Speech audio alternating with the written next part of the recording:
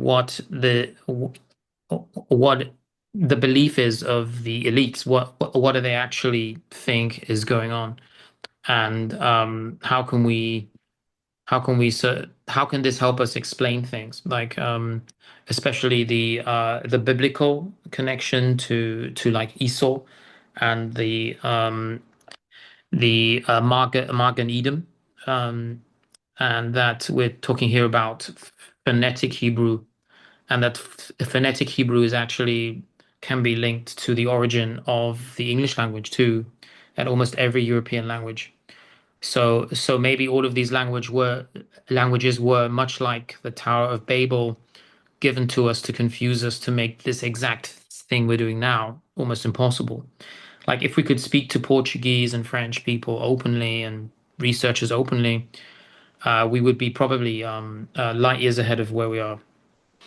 So the stumbling block of the idea of God sending an angel down to confuse everyone may have been inverted too. So actually, it's not God confusing everyone. It's this initial language of maybe symbolism. I think that we had where we could maybe telepathically communicate to, and now having these languages which all seem to go back to Paleo Hebrew and Yiddish. I found a lot of links to Yiddish in some English and German words because I also speak German and a little bit of Chinese, and sometimes the connections between the words just it's unbelievable. It's unbelievable. Like there's a link to Chinese, Hebrew, Chinese, Latin, the city names, even names of like fruit and vegetables just can't be coincidental. And that's why I was speaking earlier about the tribes and the languages of like the like Filipinos having almost the same language as native kind of Aboriginal Chinese tribes. How that is mind blowing. But then also looking at like the Seminoles, Lakota, Native Americans, and we spoke about Cherokee before I started recording.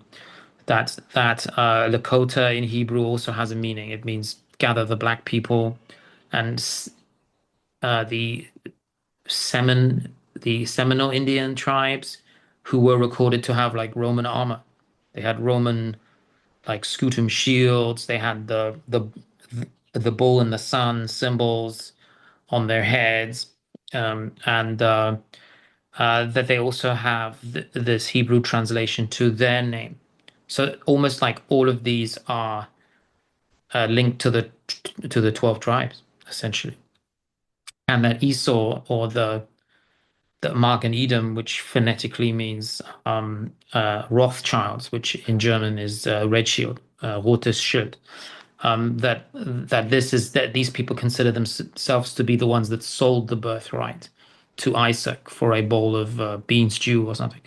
So if they believe that, they're trying to buy it back. So they're trying to get all the royal families of Europe in debt, including obviously taking over the promised land, the United States, and Tartaria, which we today call like China, Russia, right? Which actually isn't far away. It's actually right in the middle, and it's connecting all these empires, and that's why you get these immigrants going through the Grand Canyon from Pakistan and India. And I have some TV footage of that, so that's not like hard to find. So the Seminole people were called wanderers in Paleo Hebrew by the explorers of the 1600s, some Germanic explorers, which were called Deutsch. Today, I think we've confused Deutsch with Dutch. What do you think of that? Like another phonetical mistake or misstep? Yeah, I heard that's just an anglicized version of Deutsch, Dutch is. But Yeah, yeah, because I mean, what the Germans they don't call the Dutch Dutch, they call them Nederland, right? Nederlanden. exactly. Yeah. Yeah, So and yeah, and the Germans don't call themselves Germans; they call themselves Deutsch. Like so, yeah, it's yeah, yeah. And then it's like so many different, you Schwabish, Bayern or whatever, all of that. Schwab. Yeah, Yeah, yeah. I mean, Bavaria wasn't part of Germany. Yeah, Prussia before that. Yeah. yeah. Like that's the thing is like it's so fragmented, man. Like kind of like what you were saying as far as like the blockage of the telepathy because everybody's thinking in different languages and then their understanding of those languages is fragmented in itself. But it's just everything's just very fragmented, and each language kind of has its different baskets of knowledge that's in there. Some of the structure is still there, and it's kind of like going through a building. You know, some walls that are just demolished. Some of the building is demolished, and some of it's intact, and you get Yeah. some knowledge from that structure. But when you're looking at as far as Hebrew is concerned, like modern Hebrew or even Paleo Hebrew, um, that's all coming from the Sinai scripts. You know, so like, Okay, here we go. I've got to take notes again. Okay. So where did you find this Sinai scripts? well, like that's that's really like Proto-Canaanite. The what we're Right. calling Paleo Hebrew is like Proto-Canaanite because that's what they're saying, right? The that Arabic, all of the so-called Shemitic languages come from these Sinai scripts. You know, that's the platform or the basis of those languages, supposedly. And I think Canaanite itself is a replica of whatever the original was. So Like when you're getting Kazan? yeah, so when you're getting Canaanite, this Paleo Hebrew or whatever, when you're getting that, it's still close to the original. It's still getting a lot of the same geometry as far as the shapes of the letters, and some of the things are still there. It's remnants of it that's still there, but it's still a copy of a copy. So we're like kind of like we're trying to always work our way back through all of these different filters, and so like that's the thing I guess with China. Like I was saying, uh, China. If you look at Canaan, Canaan had 8 sons. One of them was Sin, and Sinim is what they call China, and or Shinim or Zinim or like the Sino, and that's the people that took over China. But Yeah. that's a for the most part that's a Canaanite tribe. So that you're going to have like some crossover in the language, and it just keeps getting flipped and adjusted over time. So like so much stuff is there. The shapes are there. You like you were saying as far as about building a civilization, the things that are just like inviolable that you can't avoid, like like as far as the structure of the streets or of a building, like of any kind of geometry, certain things have to be respected and have to be followed because it's just the template that we're being given, and this is the ingredients that we have to work with. So as So far as someone is using a yeah, template and then changing names. So yeah, like yeah, because Confucius has 12 disciples, Jesus had 12 disciples, and you can look at Zeus, you can look at there's always this number 12. I think it's taken from the human body. I think because we have 12 ribs on one side, 12 ribs on the other side, 12 hours of the day, 12 hours of the night.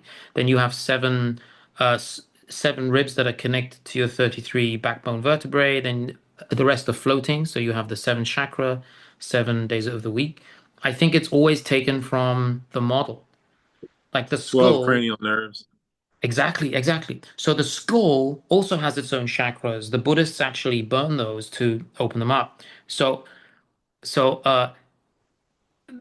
we are the model. We are the walking, talking model. Like the skull is the number one most successful abracadabra manifesting frequency device on Earth. The skull is the Yeah, perfect device. If you see crystal skulls, they're there for a reason, and they're ancient, and they were used to manifest things. And no, not everyone has a skull. Not everyone has a skull. Not every creature on Earth has this skull. And even if some of these people look human, that doesn't mean they have that doesn't mean they are, you see. They could be envying you for the very thing that you take for granted and haven't even thought about analyzing. So I think I mean we know that the courtyard of a temple are these are your legs. We know the inner temple is your literal temple. Like it's it isn't kind of hidden. I mean, it's not terribly well hidden, I don't think, right? yeah. I mean, you can only make what you are. Yeah, So you can it's only not make what you've like already seen. Yeah. What at some it's not. point Yeah, existed, right? yeah. You make speakers. You're making your ear. You're designing everything after Yeah. you. There's no way you can make. If you're interfacing with it, it's coming from your template. So It's all or the coming from common there. template. And yeah, The common yeah. template, I guess you could say. Beautiful. Yeah. And It then seems so simple, but it's so hard to get to that point where you understand that. It's probably not many times in most people's lives where they fully comprehend what just how powerful they are, just how much information they're carrying around. Yeah. I think that's our job. I think it's a holy divine mission. And it's not religion, yeah, it's not Christianity. Yeah, and I the think it's only way to something really much bring it more out is powerful. Yeah. yeah, and like the only way to really bring it out is to make a to contribute to an environment where the original the originals they can fully express it, and then that just reverberates and it brings it out of everybody else. If we all were to contribute to making an environment that is conducive to bringing about that expression in the most complete way, that would just auto correct everybody. Like if all the original people of the earth were allowed to be in harmony with themselves and others, everybody that's witnessing that or as a part of that, that's assisting in that, they would all evolve and transform and realize themselves fully and express themselves fully. All of that would just happen through that process, Yeah. that support of creation. I think different parts of the world do have the a creation frequencies. That's why you get different kinds of architecture in different parts of the world. But in these world fairs, you had everything in one part of the world. So I think, I mean, you will get like a palace, like Summer Palace, I think, is in uh i- in Russia. Or no, the Winter Palace is in Russia. The Summer Palace is in China. And so you needed the same frequency on both those locations because that for some reason the frequency was there for the full harnessing. I mean, they got to the point at some point. I don't know what to call them, Moors, Tartarians, but they got to that level where they understood everything. Like that, you didn't have to eat anymore. It was kind of like that. It was like just beautiful, harmonious existence. But the burden of the firstborn in the family is to have something to fight, something to use your ancestral connection for.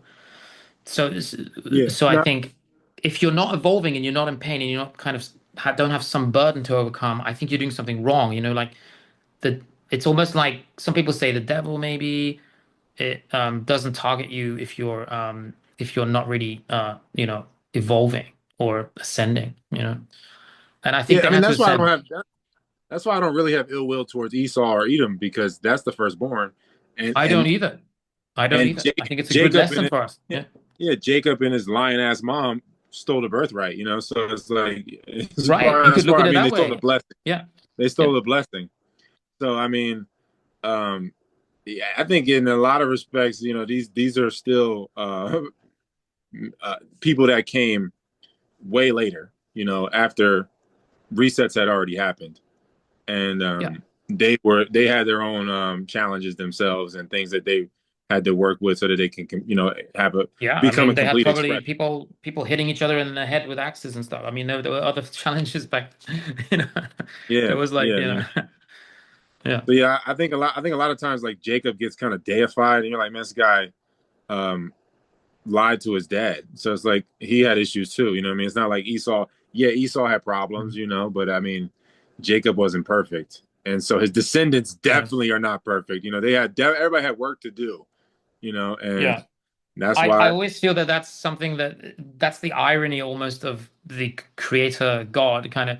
If you think you know who your enemy is and you're targeting a lineage or something, and you really do have power and money, I think in the end, 100% of the time you find out that you were destroying your own lineage. Like there's always this kind of like double entendre to everything. This kind of humor throughout the realm, like that as soon as you think one person's better than the other or one lineage is more powerful than the other, you find out that actually, hang on a minute, that's your entire existence is based upon these people's earliest sort of achievements or yeah, you should not think that anyone's bad, even if they tell you, because I mean, there's so much falsifying now, as we've seen.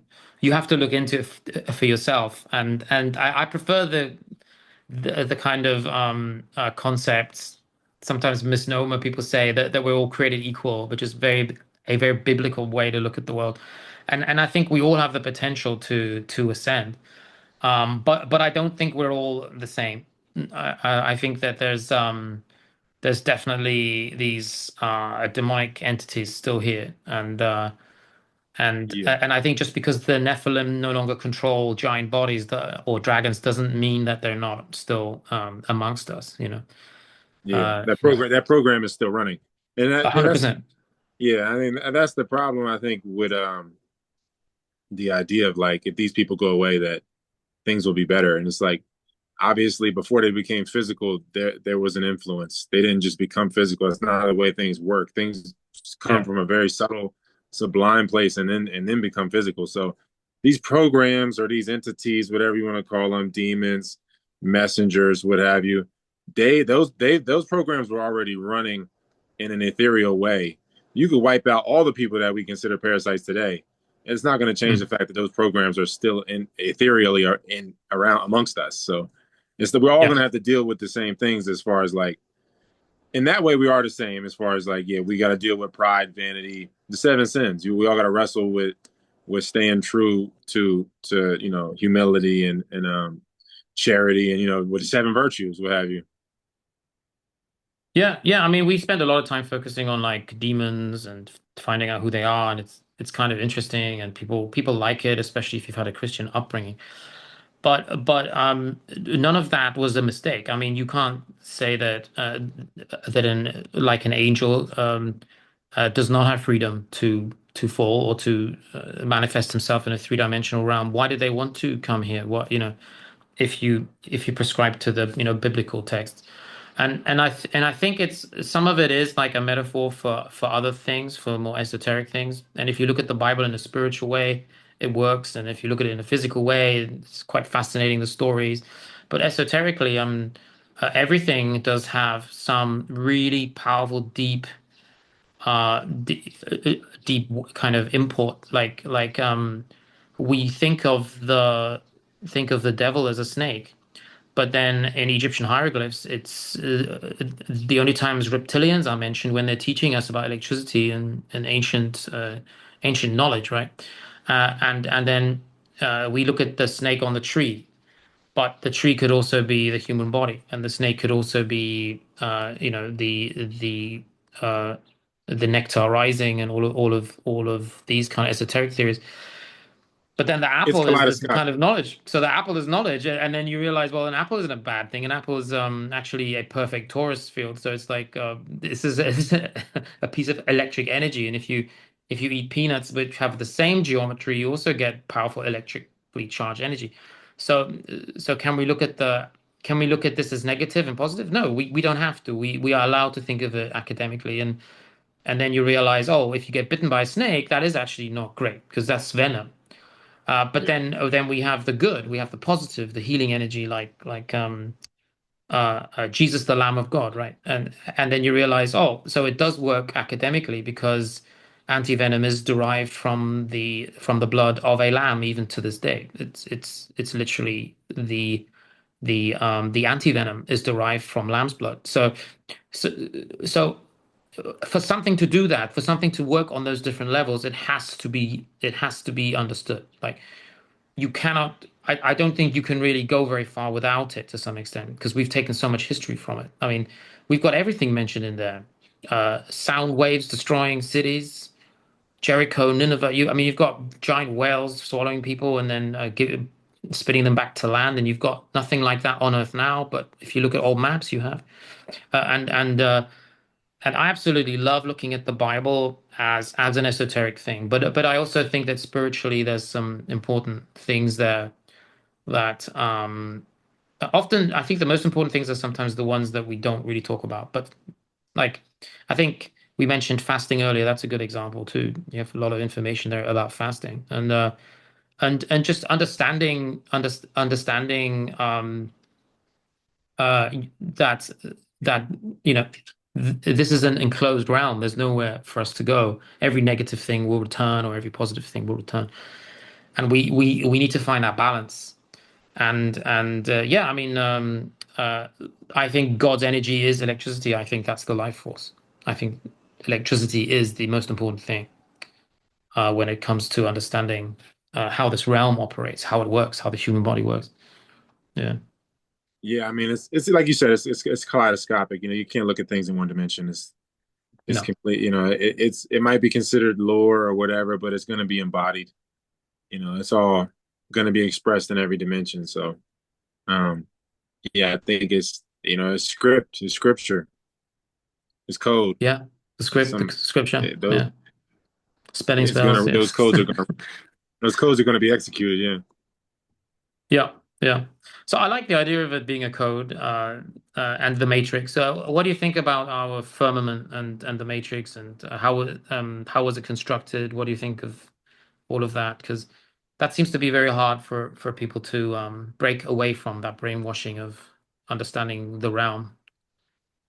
Um, man, there's a really good book called the periodic tables in the Bible, the periodic table in the Bible. I think it's called it's by Shibu Pothen.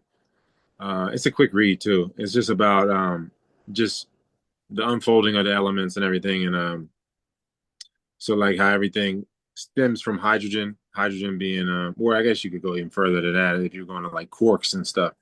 But like the first element is hydrogen, and when Yeah. hydrogen collides with itself, when hydrogen collides with itself, it fuses and makes helium and light, and then we're off to the races. You get all the other elements as helium fuses with itself, and then you get everything else, down the road, silica, carbon, all of that is coming until you get to iron and then the heavier metals. All of that is stemming from hydrogen colliding with itself. So the Bible seems to be just expressing that pattern. And Mm. in the book, he was saying that like the lightest metal, I think he was saying, is lithium, and that's what the firmament is made of. And Okay. it seemed to make sense to me. So some of the details.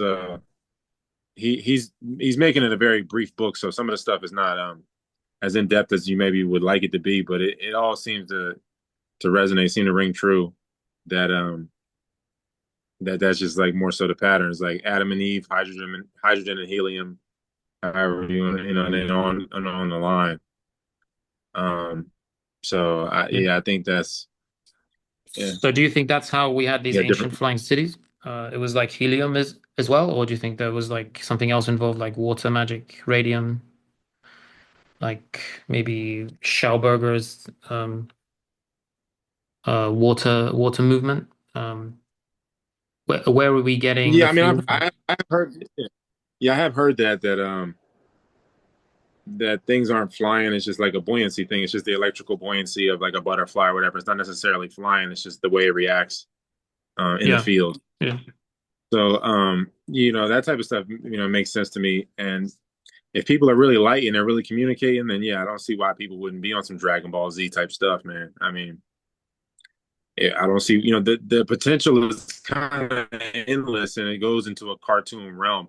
And I think like if you, um, have you done psychedelics or done DMT or like psychedelic breath work, um, done breath, sensory deprivation breath work, stuff like that, then you're gonna cross over into a more vibrant core of the like every it's more vibrant than a cartoon. Cartoons are drab compared to what you experience in some of these natural experiences within yourself.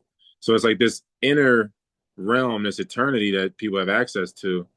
That's the ultimate reality. People call heaven or whatever, And I feel like there's definitely levels to it, and that is so vibrant that I think most people would look at like cartoons are just trying to mimic this. This is trying to express what this is, and so on that inner verse or whatever, that inner space, that um if we have full expression of that, bringing that out, then there's no then yeah, you're not separating dreams from reality at that point. There's no wall there anymore if the collective is living like that.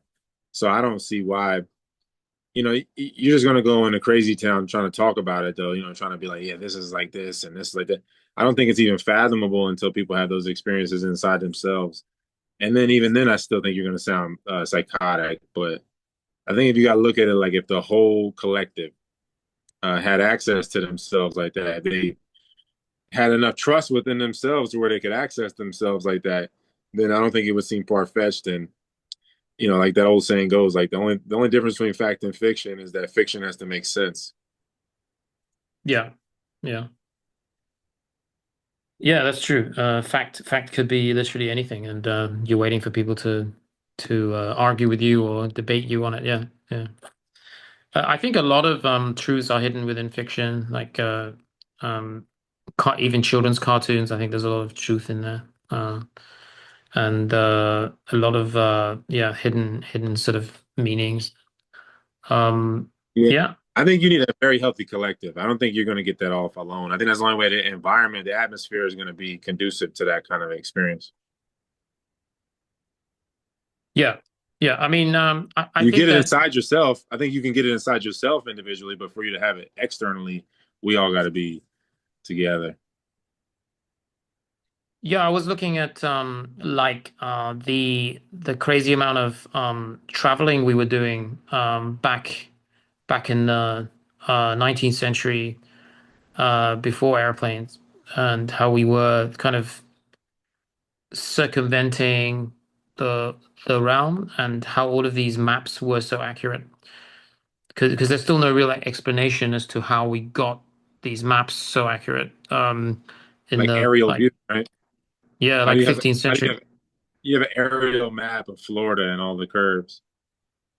Yeah, I mean, how'd you get a like a 1400s map of Australia with koala bears, when Australia hasn't even been discovered yet? And yeah, so I mean, there could be forgeries, I guess, but it's still mind-blowing. I mean, these are famous maps. They're not like they're maps that have been around for a long time. And I think that we were taking advantage of I mean, lithium is a new theory for me, the lithium firmament concept.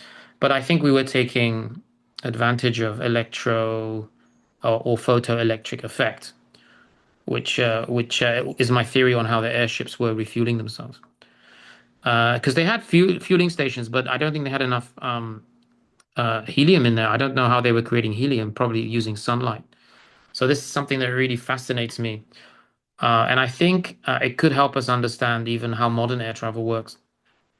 And I mean, India is probably like the most profound location for these very detailed of Vimana style stone designs where they're using like iron, stone with a consistency of like iron, basalt, granite, crazy levels of detail. And I haven't personally been to India, but I think they had everything. I think they had flying devices, and if they could do that with the temples, carving these temples out of a solid rock, then I'm sure they were able to do all kinds of other magical things because they definitely had the Yeah, I technology mean, for it. yeah. The mainstream narrative says that the Indus Valley had central heating from steam in the cities. So, I mean, if they're That's conceding that, crazy. yeah, if they're Yeah. conceding that, I don't know how you would Okay, think it I've got stops to look at into that. just heat. Yeah. Yeah, someone Yeah. sent me So, some yeah, India. documents. Yeah. My Yeah, bad. someone sent me. Sorry, I think something we overlapped. I thought you'd stopped talking, but you hadn't. Yeah, yeah. I mean, someone sent me about the comparisons between the Egyptian and Indian gods, and uh, pressurized gas possibly being used in ancient India. But I thought all of that was invented in the World's Fair, you know. So, so I don't know how they were pressurizing Yeah. gas, and yeah, Yeah. Yeah. I mean, and then, and nobody really talks about it in the Civil War. They had a team, they had like they had helium carts that they would drag around. I don't know if it was by horse or whatever. They got pictures of them. There was like helium carts, and then they did the balloon warfare. They would be in the balloon, and nobody talks about that in the Civil War that they were fighting. They had a whole. Let me get the name of that. yeah, yeah. The Civil War is insane because we're told obviously that um I guess the North The won, Union Army so Balloon Corps. that's insane. Yeah, Sorry, I gotta have a look at that. I haven't heard of this. yeah, they were fighting with the balloons. They had like a whole bunch of portable helium stations, and who knows if that's what they were using. They just say that, but um, Damn, I yeah. never knew about that. I never knew about that. So if they were using that then, who knows, man? So where did this come from? I mean, because if there wasn't a helium that had to be supplied, if the helium could be created using the etheric energy, right? Because we're talking about ether now. and sunlight, right? Photoelectric effect. So if it was being created, then the whole narrative about World War II in Germany not getting helium from America, it disappeared. So it's connected to a lot of other things. That means Germany decided to stop building airships for no reason. Why? Because why?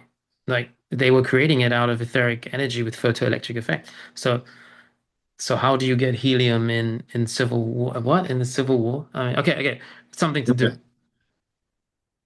Yeah, Yeah, yeah. There's so many things that just don't really make sense, man. As far as like the evolution of technology, there's so many gaps, and then we're just supposed to just take it like just had this boom, and then people, it's like kind of the same thing as far as like when it comes to amusement. People, the way it's explained is that everybody was just such a hard worker and they're craftsmen. Everybody was just such a craftsman that they built all those thousands of churches or whatever across the land, and then they never had any amusement.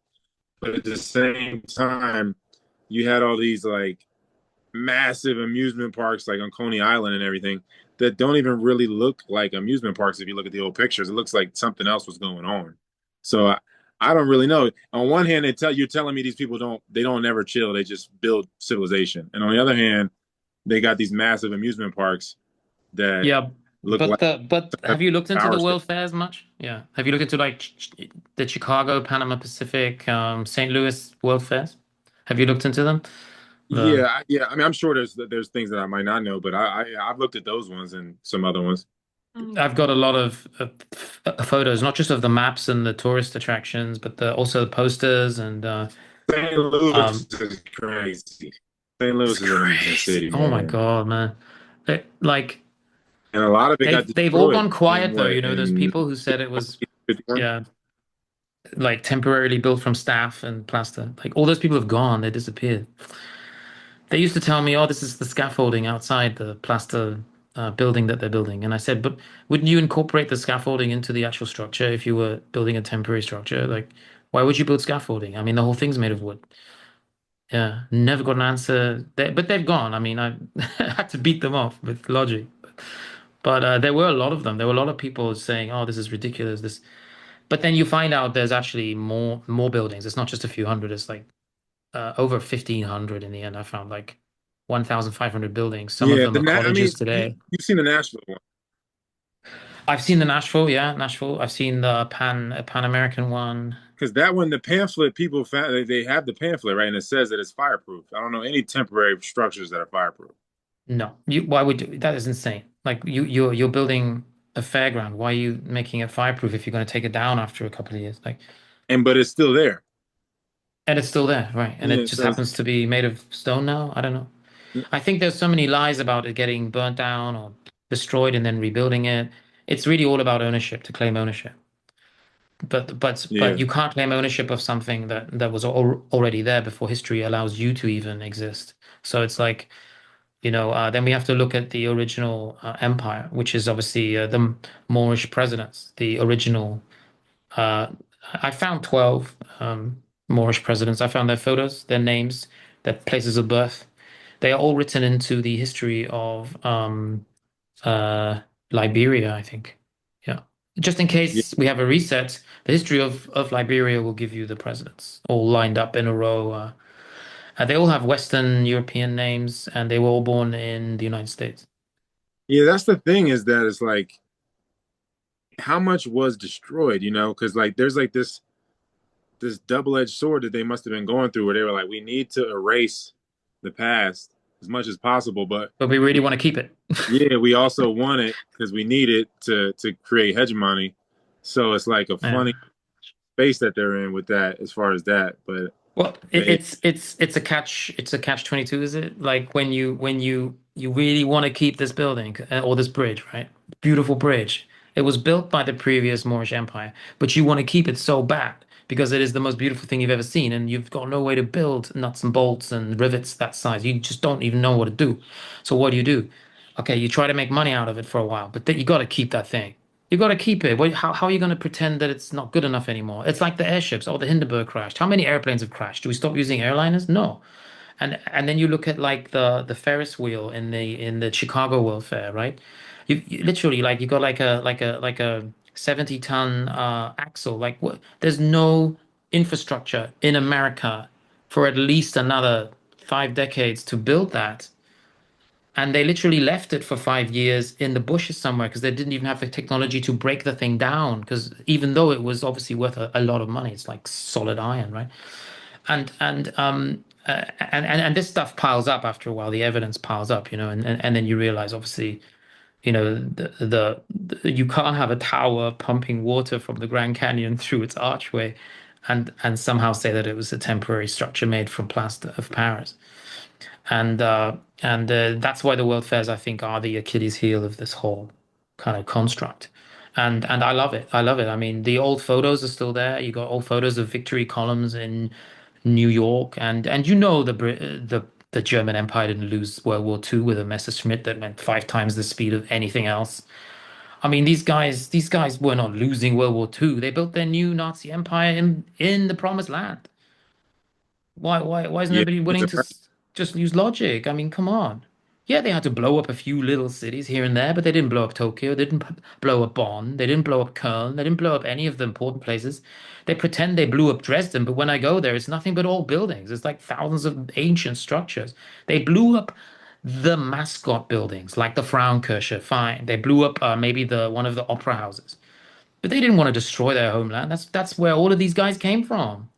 They called themselves wind swords because they soared on the wind on their Roman armadas, their Moorish armadas, and gave themselves new names. What were the yeah, names and before? that's the Saxe-Gotha, thing with that's the Coburg, things with the name. Habsburg. Yeah. Yeah, but that's the things with names too. It's like it's just been anglicized. Like the name might not have sounded like that years ago.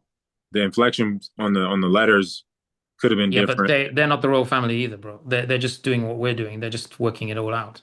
In for fact, they're sure. But following us, finding out more about themselves than they knew before. Let's be brutally yeah, honest. I'm just They saying. are not the same people. They don't have the same faces, facial structure, anything. Have you Yeah, seen the original like portraits of the royal families of like Europe and Britain? Have you yeah, seen some of them? everything's been mutated by and large. But I'm saying It's like whitewashed. They just blatantly whitewashed it all. it's They mutation. beheaded they beheaded all the black kings, and then it's called a revolution, right?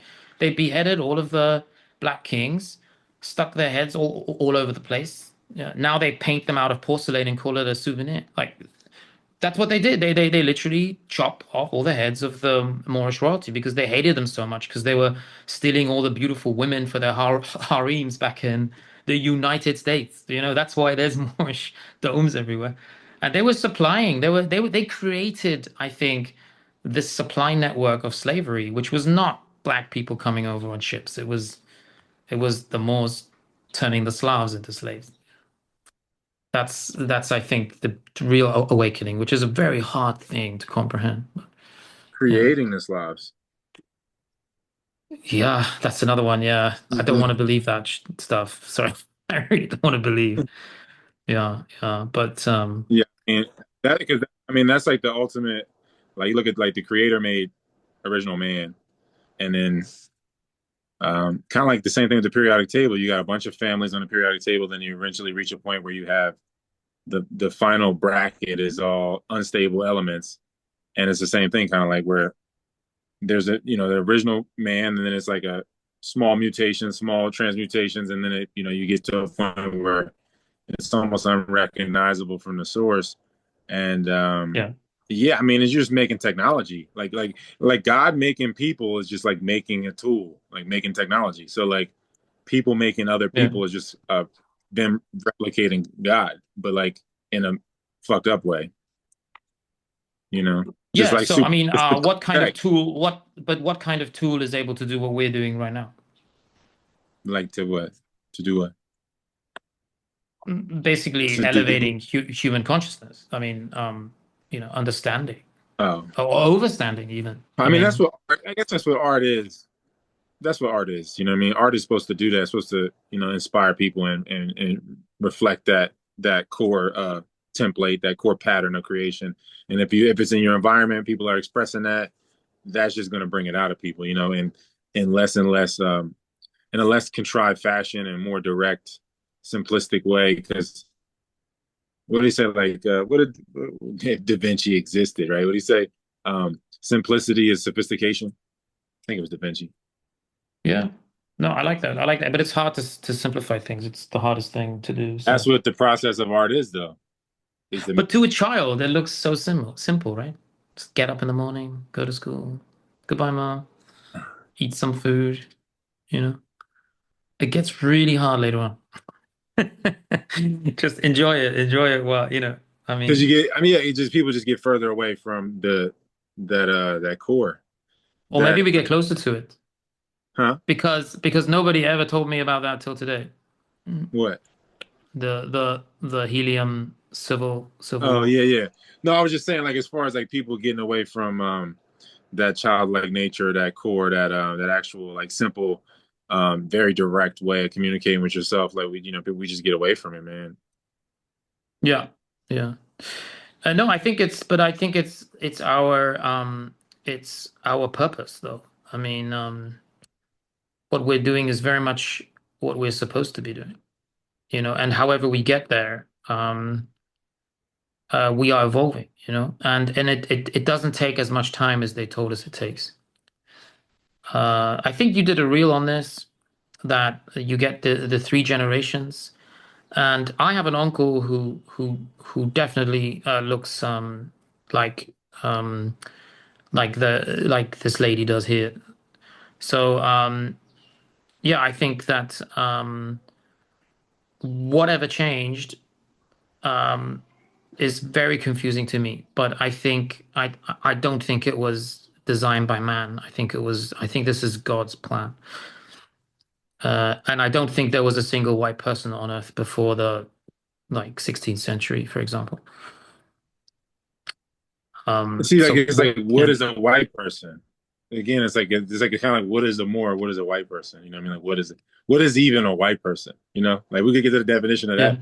Like a recessive person probably existed, but a cross of like multiple recessive types, and then they continue to inbreed recessive. Like you got recessive Germans, or recessive Chinese, recessive yeah, American, and then you take all those recessive and you just backbreed them with each other to where it's just all these recessive people intermutating, just with other recessives over and over. Where it's like, because that's the thing I think where people, when I say like it's inbred recessives, I think people think that I mean like automatically just cousins and cousins. It's like no, if you get all these different tribes of people, so you get like a recessive Edomite, a recessive Canaanite, a recessive whatever, whatever the tribe is, whatever type part of the land, and you interbreed them together, then you're just gonna get more and more recessive traits. But they're not. That's what allows people to continue to breed in a haphazard way. I mean, Europe has definitely reached kind of its end in that sense as far as replacing itself. It's not they've reached kind of the end, but like for a yeah, while, for a few hundred years, they were allowed to exist because they weren't all the same. Like every nest had its recessive. So you had recessive Italians, recessive Germans, or whatever, recessive Dutch, or whatever. And so like all these different recessives, they didn't look at themselves like a broad sense, like, we're all white people. They'd be like, look, I'm German, or I'm Norwegian, I'm Spanish, and they knew that they came from a dark archetype of that type of person. But now we've reached a point of just homogeneity where you just say I'm European, I'm white, and it's like, bro, y'all not the same. But now you're making it to the point where that's true because you've broken those walls down, and it's reached a point where, yeah, it's like the point of no return. You can't. You need to return to the archetype, and then it's been in such a destructive state where the archetype can't even really absorb that. The art, you know what I mean? Like if you get like a generation away, you could, backbreed into the archetype and then, move on down the grapevine. But if you get to a point where you congealed into almost a separate entity of recessiveness to where you're almost like your own mutation, now like for that to get transmutated and like merge back with the grapevine, that would be destructive to the grapevine itself. So that's why I feel like the natural course is just happening where Europe is not replacing itself. The European Americans are not replacing themselves because it's just not supposed to. It reached its end. Only way they can Exactly. replace Yeah. themselves, they I have agree to with it. I breed. don't think it's Yeah, supposed to. I don't think yeah, for our own, for the survival of the human race, and necessarily maybe we had to adapt, or we had to make more of less sunlight.